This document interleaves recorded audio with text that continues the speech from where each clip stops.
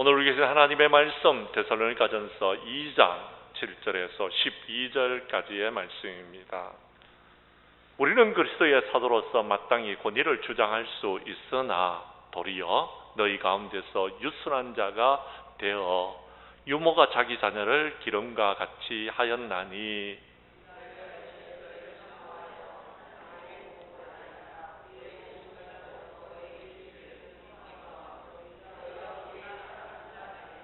형제들아, 우리의 수고와 애쓴 것을 너희가 기억하리니 너희 아무에게도 폐를 끼치지 아니하려고 밤낮으로 일하면서 너희에게 하나님의 복음을 전하였노라.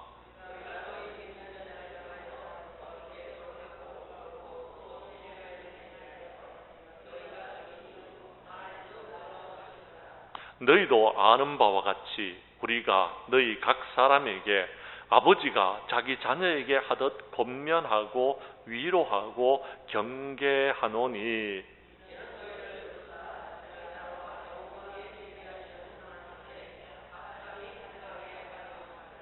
아멘. 데살로니가전서 2장 7절에서 12절까지의 말씀을 중심으로 데살로니가 강의 네 번째 시간 목회자 바울의 심정이다라는 제목으로 이 시간 말씀 전가할 때에 전하는 자나 받는 자가 함께 은혜 나누는 귀한 시간 될 수 있기를 간절히 원합니다.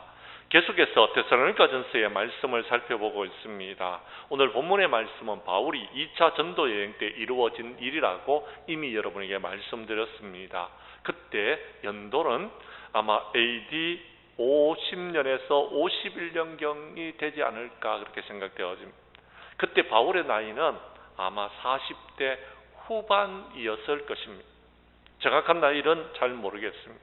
아무튼 그맘때쯤 바울은 본래 아시아로 전도 여행 가기를 원했습니다. 그런데 성령께서 허락하시지를 않는 겁니다.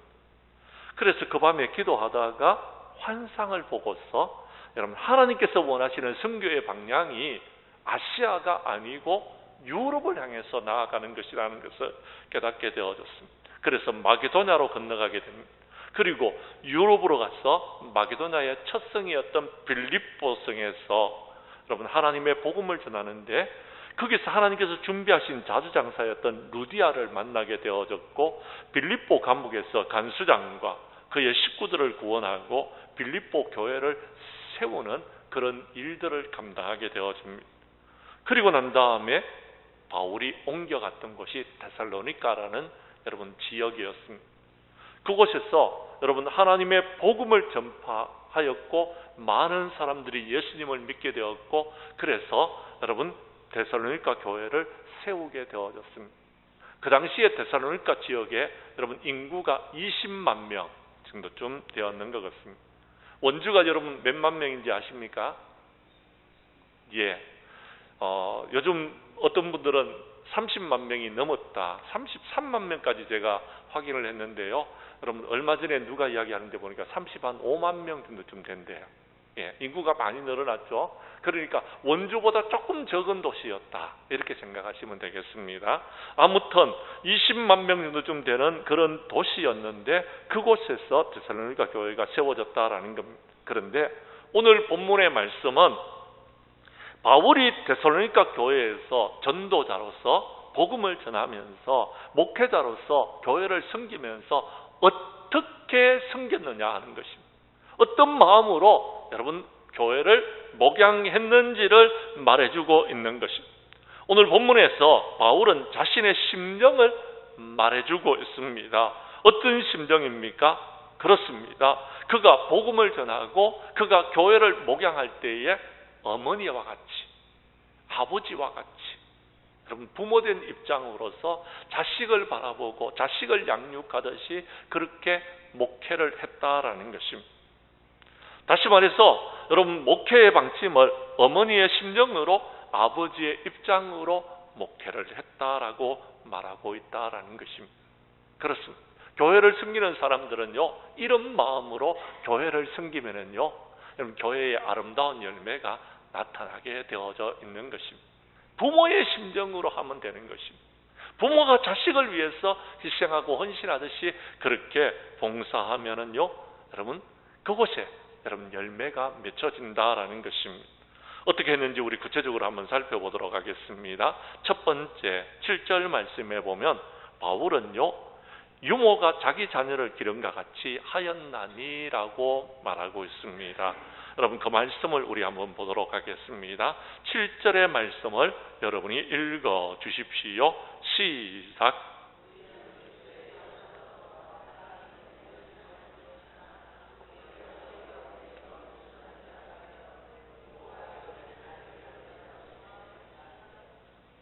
아멘.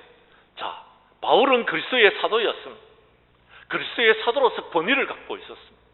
그래서 거기에 대한 권위에 대한 모든 주장을 할 수 있었습니다. 그런데 하지 않았습니다. 왜요? 그 주장을 하게 되면은요, 그것으로 인하여서 고통받는 사람, 어려움을 겪는 사람이 있을 수 있기 때문에요. 그 권위 대신에 뭘 택했느냐 하면은요, 유순한 자가 되어졌더라라고 말하고 있습니다. 유순하게 되어져서 어떻게 해요? 유모가 여러분 자기의 자녀를 기름과 같이 하였다라고 이야기합니다. 유모는 누구냐 하면은요, 여러분, 예, 그렇습니다. 싹을 받고 젖을 먹이는 사람을 유모라고 이야기합니다. 싹을 받고 여러분 자녀를 길러주는 사람을 유모라라고 이야기합니다. 그런데 오늘 성경 말씀에 보면은요, 이 유모가 여러분 싹을 받고 자녀를 길러주는 사람인데 유모가 자기 자녀를 기름과 같이 하였다라고 말하고 있습니다. 유모가 자기 자녀를 기를 때는요, 유모가 아닙니다. 무엇입니까? 엄마요, 엄마. 엄마입니다, 엄마. 그렇습니다. 엄마는 친자식을 양육하는데요, 온갖 심혈을 다 기울입니다. 내 몸을 희생합니다. 그리고요, 내가 줄 수 있는 모든 것들을 자녀들에게 다 주는 것입니다. 그리고요, 오늘 우리 권사님이 기도했는 것처럼 속상하고 힘들고 어려워도요, 여러분 속상하다고 힘들다고 자식들에게 말하지 않습니다. 그걸 다 참고 견디고 인내하면서 자녀를 기르는 것입니다. 그렇습니다. 갈라디아서 4장 19절에 보면은 사도 바울은 이렇게 말하고 있습니다. 갈라디아서 4장 19절을 여러분이 읽어 주십시오. 시작.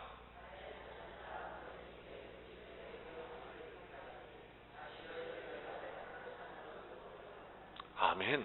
자, 엄마들은 아기를 낳아 봤는 경험이 있으시잖아요. 아기를 낳을 때 쉽던가요? 그냥 어느 날 여러분 10달이 되니까 애가 쑥 하고 그러면 태어나는 것이 아닙니다. 해산하는 수고를 겪어야 되는 것입니다. 해산하는 수고를 겪어야 된다. 저는요, 아내가 아이를 낳을 때 얼마나 힘들어 했는지를 제가 보았습니다. 제가 옆에서 여러분 뒷바라지를 했기 때문에 회사를 안 가고요, 아내 옆에 있었다니까요. 예, 며칠 동안, 예, 병원에 입원해 있을 동안에 옆에 있어서 제가 아내가 얼마나 고생을 했는지를 제가 알아요. 고통스러워하는지를 제가 보았어요. 정말 힘들게 아기를 놓더라고요. 정말 힘들게 해요.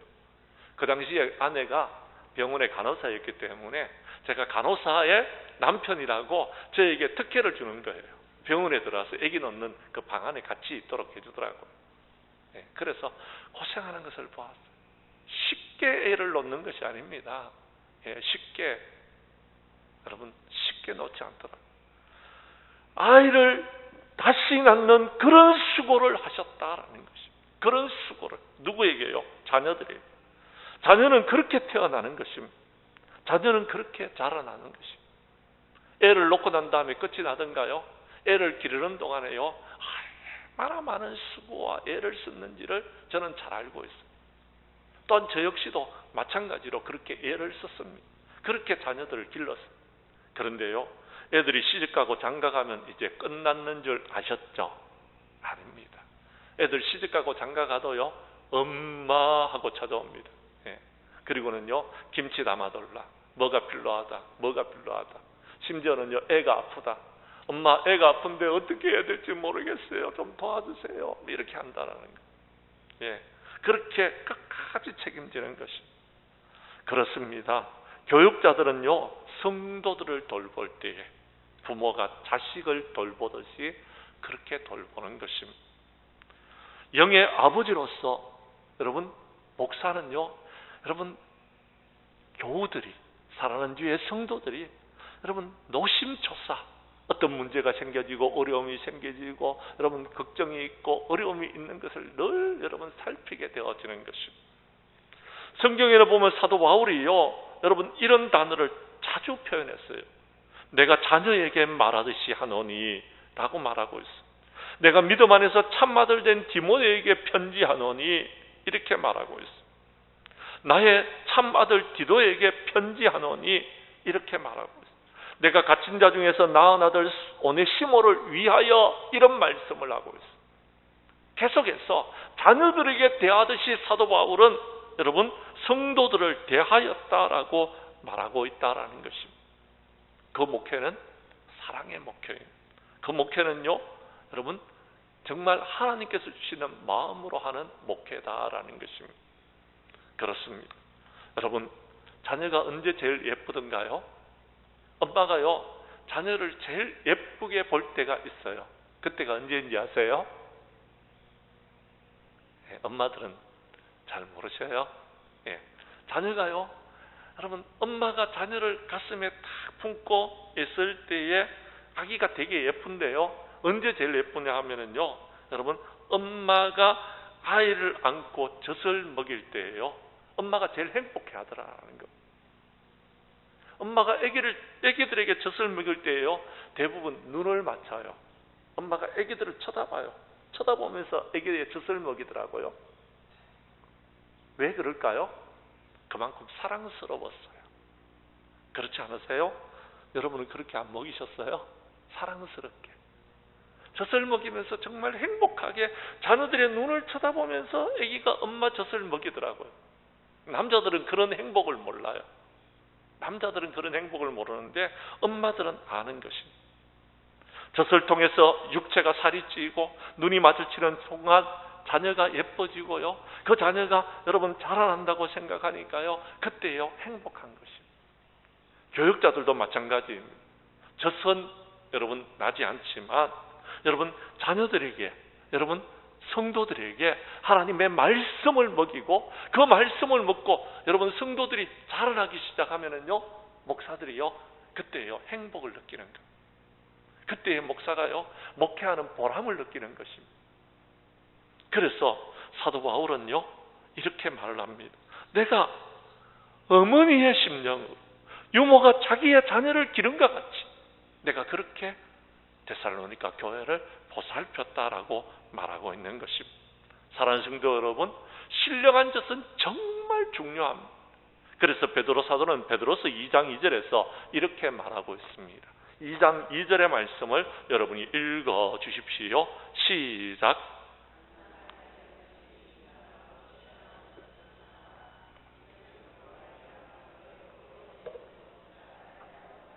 아멘. 베드로 사도는요 우리의 신앙이 성장되기 위하여서 갓난 아이와 같이 신령한 젖을 사모하라라고 말씀하고 있습니다.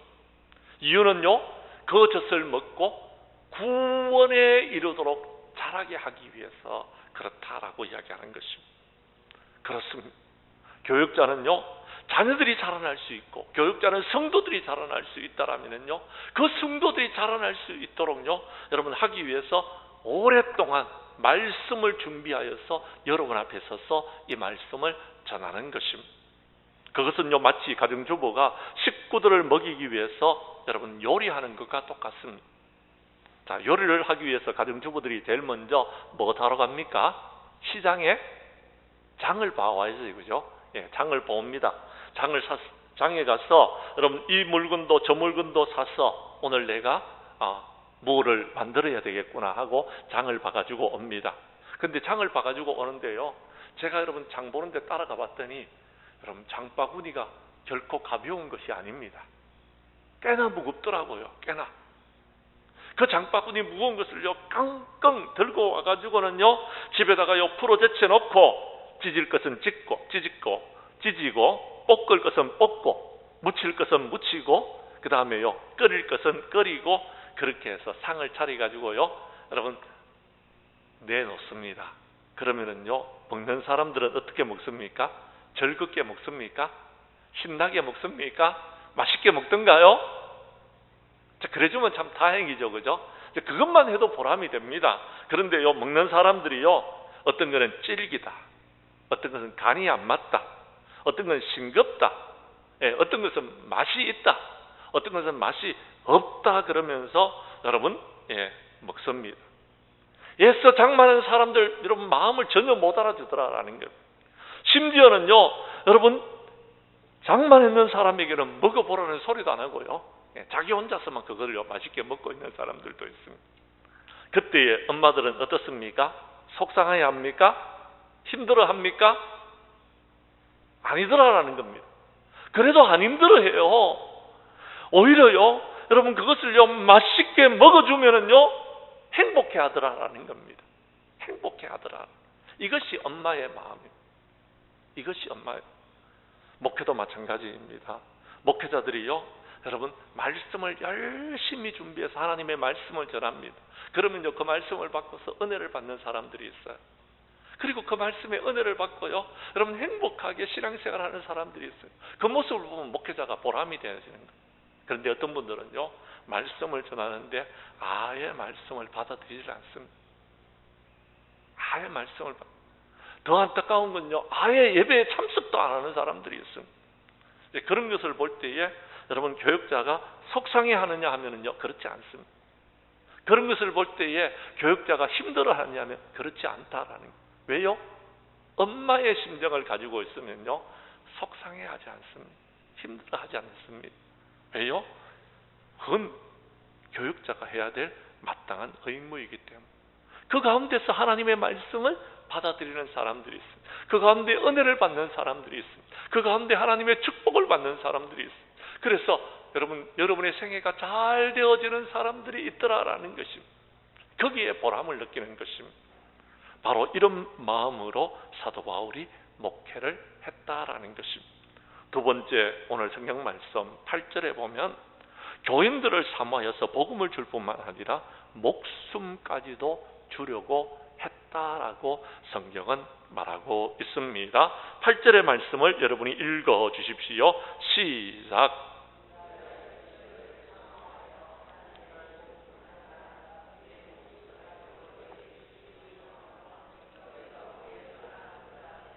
아멘. 사도 바울은 데살로니가 교회를 사랑하였습니다. 자녀를 사랑하듯이. 그래서요, 여러분 자녀를 사랑하는 마음으로 여러분 사모하여서 그들에게 복음을 전하여 주었습니다. 뿐만 아닙니다. 복음만 준 것이 아닙니다. 무엇까지도요? 목숨까지도. 목숨까지도 너희를 위하여 내어주기를 기뻐하였다라고 말합니다. 이유가 무엇입니까? 사랑했기 때문에라고 이야기합니다. 사랑했기 때문에. 그렇습니다. 사랑하면 할 수 있습니다. 사랑하면 줄 수 있습니다. 사랑하면 희생할 수 있습니다. 여러분 그렇습니다. 보고 싶고 만나고 싶고 붙들어주고 여러분 무엇이나 주고 싶고 도와주고 싶고 그저 잘 되기만을 바라는 것은 부모의 심정입니다. 부모의 심정. 그건요 부모로서 여러분 할 수 있는 일들은요 그런 일들이. 왜요? 사랑하기 때문에. 사랑하기 때문에 그렇게 하는 것입니다. 그런데요 사랑하면은요 여러분 먼저 복음을 전해야 되는 것입니다. 하나님의 말씀을 증거해야 돼요. 왜요? 복음이 전파되는 곳에는 구원의 역사가 나타나기 때문에 그렇습니다. 그런데요 이 복음을 전하다 보면요 목숨이 위태로울 때도 있습니다. 왜요? 사탄 마귀가 우리로 하여금 복음을 전하도록 내버려 두지를 않습니다. 방해하는 것입니다. 어려움을 죽는, 심지어는요 여러분 죽음의 위협이 우리를 짓누를 때도 있더라라는 것입니다. 그래도 부모는 포기하지 않습니다. 왜요? 그렇게 전해야지만이 구원을 받고 그렇게 전해야지만이 자라날 수 있고 그렇게 돼야지만이 성숙되어지는 경우가 있기 때문에 그렇더라라는 것입니다. 부모도 마찬가지지만 목회자도 그런 심정으로 복음을 전하고 있더라라는 것입니다. 바울은 교회와 교우를 위해서 목숨을 즐겨주기를 원하는 심정으로 목회를 하였다라고 이야기합니다. 목숨을 주려고 했다는 것은 인생을 다 주었다라는 의미와 똑같습니다. 양들을 위해서 어떤 고난도 마다하지 않았다라는 것을 우리에게 말해주고 있는 것입니다. 고린도후서 11장 23절 이하 29절에 보면 사도 바울은 자신이 얼마나 많은 수고를 했는지, 얼마나 많은 고난을 당했는지, 그들이 여러분 유대인들에게 40에 감한 매를 5번이나 맞았고, 3번 태장으로 맞았고, 1번은 돌로 맞았고, 3번 파선하는데 일주야를 기쁨 속에서 지냈다라고 그런 고백하고 있습니다.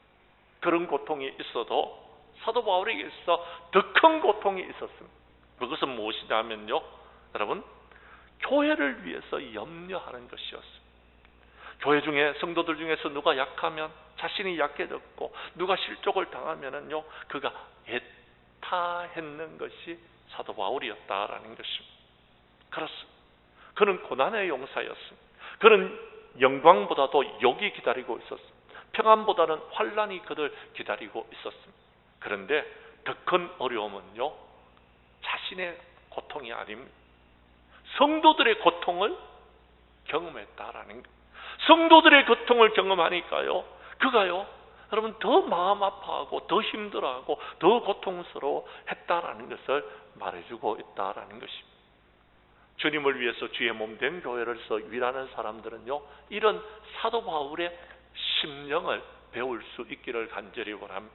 그 마음으로 교회를 섬기면은 그곳에 아름다운 열매가 맺혀지고 주님 앞에 갔을 때에 하나님께서는 여러분을 축복하여 주시리라고 믿습니다. 세 번째, 오늘 성경 말씀은 사도 바울은 이렇게 목회를 했습니다. 10절 이하 12절까지의 말씀인데요, 그는요 아버지의 심령으로 목회를 했다라고 이야기합니다. 많은 사람들은 이렇게 이야기합니다. 어머니는 유순하고 아버지는 엄격하다고 해요. 그리고 자녀들에 대해서 어머니의 사랑은 뜨겁고 아버지의 사랑은 차갑다라고 말하는 분이 있습니다. 그런데 여러분, 정말일까요? 저는 그렇게 생각합니다. 제가 아버지이기 때문에 제가 그 심정을 잘 압니다. 어머니의 사랑은요 표현되어지는 것이지만, 아버지는요 표현하지 않지만 사랑하는 마음이 마음속에 있는 것, 다만 드러나지 않을 뿐이고 표현하지 않을 뿐인 것입니다. 아버지가 자식을 덜 사랑할까요? 엄마의 사랑이 더 많고 아버지의 사랑은 없을까요? 그렇지 않습니다. 아버지도 똑같이 자녀를 사랑하는 것, 아버지도 자식을 사랑하는 것은 똑같다라는 것입니다. 문제는 여러분, 아버지의 사랑이 표현되는 방법이 다르더라라는 것입니다. 그것을 사도 바울은 지금 이렇게 말하고 있습니다. 10절에 보면은 우리가 너희 믿음을 향하여 어떻게 거룩하고 옳고 흠없이 행하였는지에 대하여 너희가 정인이요 하나님도 그러하시도다라고 했습니다.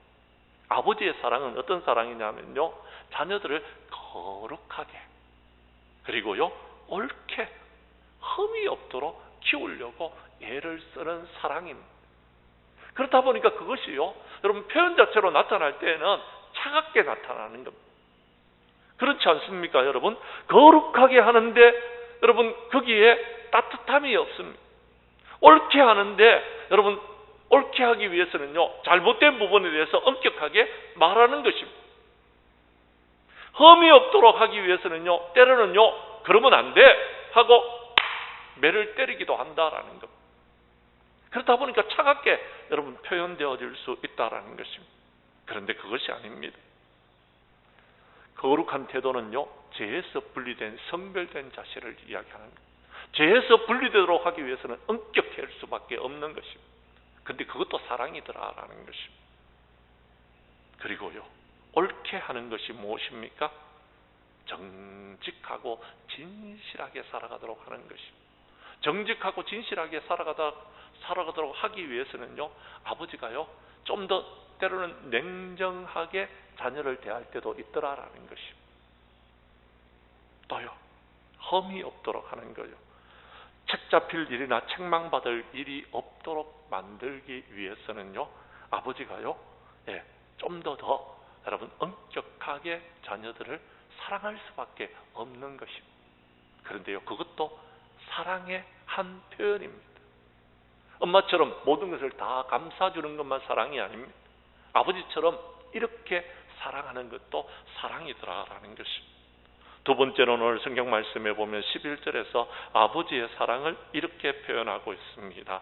11절 말씀을 여러분이 읽어 주십시오. 시작.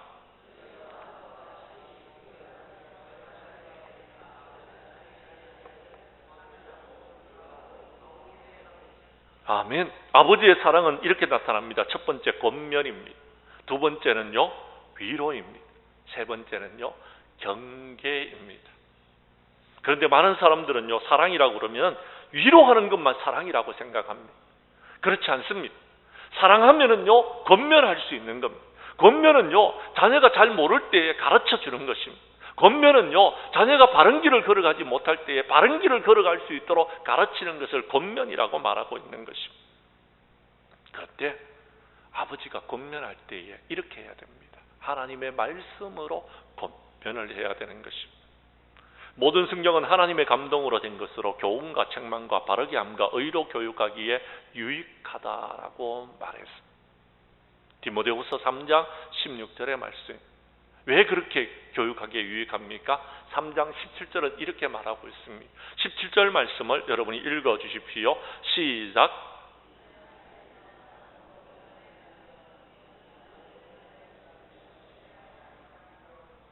아멘. 그렇습니다. 사람으로 온전하게 하도록 하기 위해서, 선한 일을 행할 능력을 갖추도록 하기 위해서 아버지가 권면하는 것입니다.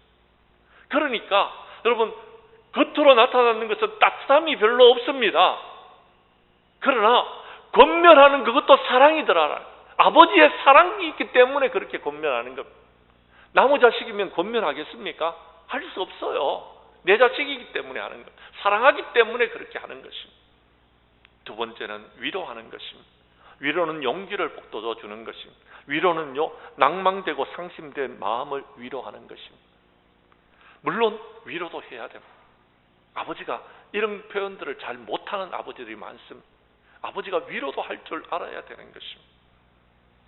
자녀가 연약하였을 때에, 상심하였을 때에 부드러운 말로 격려할 줄도 아는 그런 자가 되어야 돼요. 사도 바울은 그렇게 했다라는 것입니다. 세 번째는 경계하는 것입니다. 경계는 두렵게 하는 것입니다. 게으르거나 인색하거나 방종하거나 덕이 되지 못하는 일들을 봤을 때는 엄격하게 훈계하고 인도하는 것을 말하는 것입니다. 너 그러면 안 된다라고 말하는 것입니다.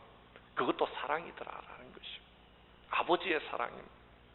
아버지의 사랑이 그렇게 나타나다 보니까 차갑더라라는 것입니다. 왜 그럼 이런 목회가 필요한 것입니까? 이유가 있습니다. 12절에 이렇게 말하고 있는 것입니다. 데살로니가전서 12절 말씀을 우리 함께 읽도록 하겠습니다. 시작. 이는 너희를 부르사 자기와 함께 영광에 이르게 하시는 하나님께 합당하게 행하려 함이라. 아멘. 그렇습니다. 아버지의 사랑을 나타내는 이유는요, 우리를 부르사 하나님의 나라의 영광에 이르도록 하기 위해서, 그리고 하나님께서 보시기에 합당하게 행하도록 하기 위해서 그렇게 하셨다라는 것입니다. 사랑하는 성도 여러분, 그렇습니다. 주님께서는 우리를 부르셔서 이렇게 어머니의 사랑으로, 아버지의 사랑으로 목양을 받을 수 있도록 했습니다. 그리고 우리에게 그 사명을 맡겨주셨습니다. 교회를 섬길 때에 어머니의 마음으로, 아버지의 마음으로 교회를 섬기라라고 말하고 있다라는 것입니다. 우리가 해야 될 의무입니다. 사도 바울이 그렇게 했고 우리들은 그것을 배워서 우리들도 그렇게 하라라고 말하고 있다라는 것입니다. 이제 말씀을 정리하려고 합니다. 사랑하는 성도 여러분, 우리는 하나님의 자녀로서 하나님의 백성이 되어졌습니다. 그리고 하나님의 귀한 직분을 맡아서 주님의 몸된 교회를 섬기고 있습니다. 여러분은 교회를 위해서 일할 때 어떻게 일하고 있습니까? 사도 바울과 같이 어머니의 마음으로, 사도 바울과 같이 아버지의 마음으로 교회를 사랑하면서 헌신하고 봉사하고 충성하는 우리 장량교회 성도들이 될 수 있기를 원합니다. 그래서 마지막 때에 정말 아버지의 마음과 어머니의 마음으로 하나님의 몸된 교회를 섬김으로 주님의 몸된 교회가 더욱더 아름다워지고 마지막 날 부흥과 성장의 역사를 이루고 세상에서 빛과 소금으로서의 삶을 살아가며 그 어떤 사람보다도 하나님과 사람들 앞에서 인정받는 우리 장량교회 성도들이 될 수 있기를 주님의 이름으로 간절히 축원합니다.